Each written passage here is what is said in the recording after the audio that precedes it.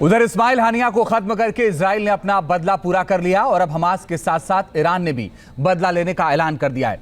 लेकिन सवाल अब भी वही बरकरार है कि ईरान की इतनी सुरक्षित जगह पर हमास चीफ को कैसे मारा गया। इसको लेकर कई तरह की थ्योरी सामने आ रही है। क्या है वो थ्योरी, देखिए इस रिपोर्ट में।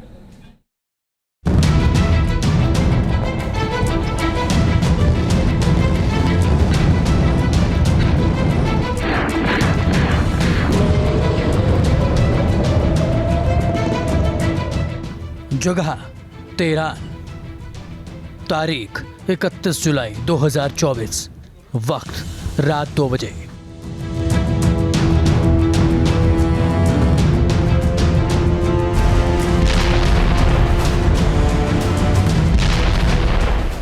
ये वो वक्त था जब ईरान की राजधानी तेहरान धमाके से दहल गई। इस हमले में हमास चीफ इस्माइल हानिया की मौत हो गई और उसके साथ ही इजराइल का बदला पूरा हो गया।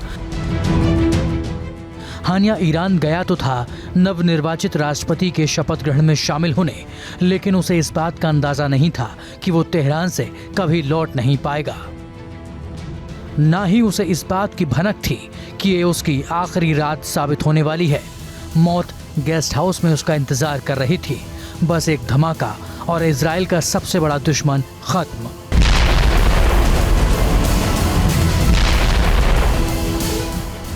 ईरान को हमले में मोसाद और CIA के शामिल होने का शक है। हानिया की हत्या की अलग अलग थ्योरी सामने आ रही हैं। ईरान को शक है कि यह हमला अर्बन वॉरफेयर में इस्तेमाल होने वाले क्वाडकॉप्टर से किया गया है, जो बहुत आसानी से किसी भी इमारत में घुसकर धमाका करने में सक्षम है। जैसा कि CCTV की इन तस्वीरों में आप देख सकते हैं, छोटा सा एक ड्रोन दरवाजे के अंदर दाखिल होता है और ब्लास्ट हो जाता है।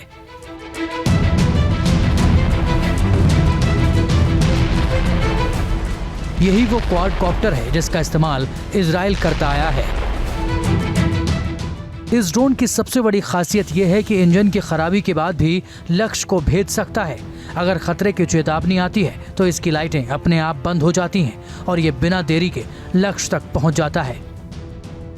बहुत संभव है कि इजराइल ने इस हमले में अपने पारंपरिक कामिकेज ड्रोन का इस्तेमाल किया हो, या non line of site anti armour missile का उपयोग भी संभव है। ये ऐसे हथियार हैं जो लॉन्च साइट और ऑपरेटर को लक्ष्य से दूर रखते हुए बेहद सटीक हमला कर सकते हैं।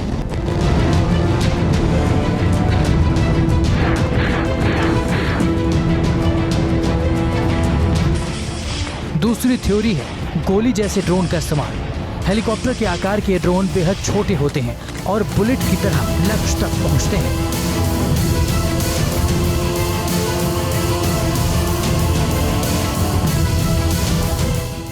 यह है ब्लैक हॉर्नेट 4 गुप्त UAV क्षमताओं से लैस अगली पीढ़ी के हथियार।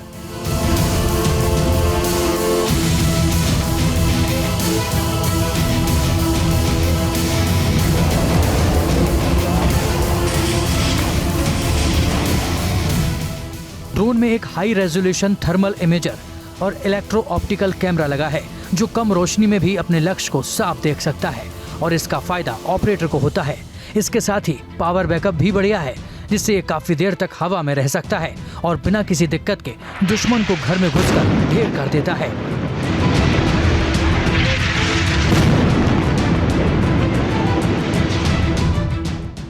ऐसे में ये अंदाजा लगाया जा रहा है कि ब्लैक हॉर्नेट 4 से ही इस्माइल हानिया का खात्मा किया गया हो।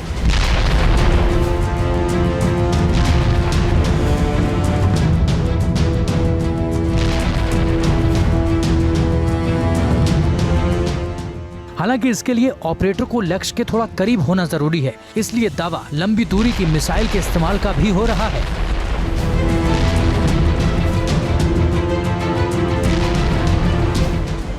सूत्रों के मुताबिक मोसाद के एजेंट्स ने हमले को अंजाम दिया है। इस्माइल हानिया को मार गिराने के लिए स्पाइक एंटी टैंक मिसाइल का इस्तेमाल किया गया है। दावा है कि 2 स्पाइक NLOS मिसाइल से IRGC गेस्ट हाउस पर हमला किया गया, जिसमें पहली मिसाइल ने इस्माइल हानिया को डायरेक्ट हिट किया, जबकि दूसरी मिसाइल से पूरा गेस्ट हाउस तबाह किया गया, ताकि इस्माइल हानिया के बचकर भागने की कोई गुंजाइश न रहे।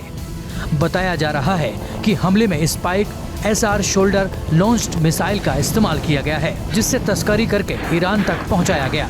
इस मिसाइल की रेंज 2 किलोमीटर तक है। ये भी खबर है, जब मिसाइल हमला हुआ तो इस्माइल हानिया गेस्ट हाउस के 2nd फ्लोर पर सो रहा था। अचानक ही जोरदार धमाका हुआ और इस्माइल हानिया का काम तमाम हो गया। उधर हमास भी अब बदले की कसम खा चुका है। इस्माइल हानिया की बेटी ने ऐलान किया है कि हिसाब बराबर होगा। तेहरान में घुसकर इस्माइल हानिया को मार गिराने की थ्योरी भी सामने आ रही है। हेलफायर मिसाइल के इस्तेमाल की बात कही जा रही है।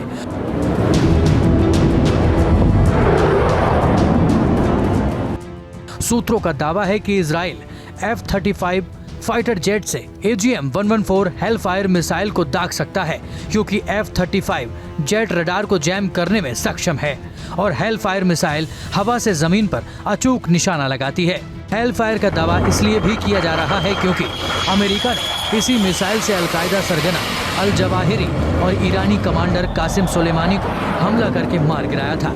दोनों को बचने का मौका तक नहीं मिला था।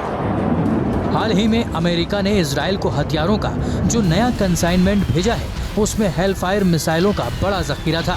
इजराइल ने अपाचे हेलीकॉप्टर और फाइटर जेट से हमास और हिजबुल्लाह पर इनका इस्तेमाल भी किया है और भारी तबाही मचाई है।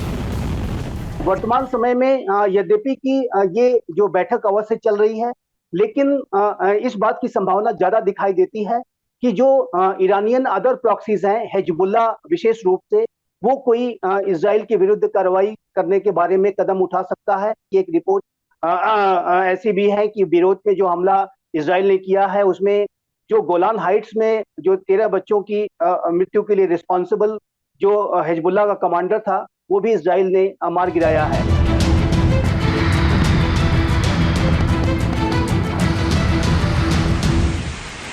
अगली थ्योरी है स्टैंड ऑफ हथियार के इस्तेमाल की। इजराइल के पास पोपे टर्बो नाम की एक स्टैंड ऑफ मिसाइल है जो लंबी दूरी के लिए हवा से लॉन्च की जा सकती है।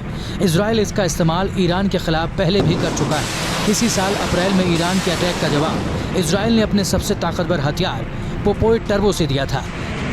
ऐसे में संभव है कि हानिया को ठिकाने लगाने के लिए फिर से पोपोए स्टैंड ऑफ मिसाइल का इस्तेमाल किया गया है। हानिया कैसे मारा गया, इस पर दावे अपनी जगह हैं, लेकिन हकीकत यह है कि इजराइल ने 9 महीने बाद 7 अक्टूबर के हमले का बदला ले लिया है। हालांकि अब ईरान और दूसरे आतंकी संगठनों की धमकी के बाद इजराइल एक्शन में है। दुश्मन की किसी भी हिमाकत का करारा जवाब देने के लिए इजराइल डिफेंस फोर्स के साथ टैंक, डिफेंस सिस्टम, रॉकेट और खतरनाक मिसाइलों के साथ किलर ड्रोन तैयार हैं। Team news nation.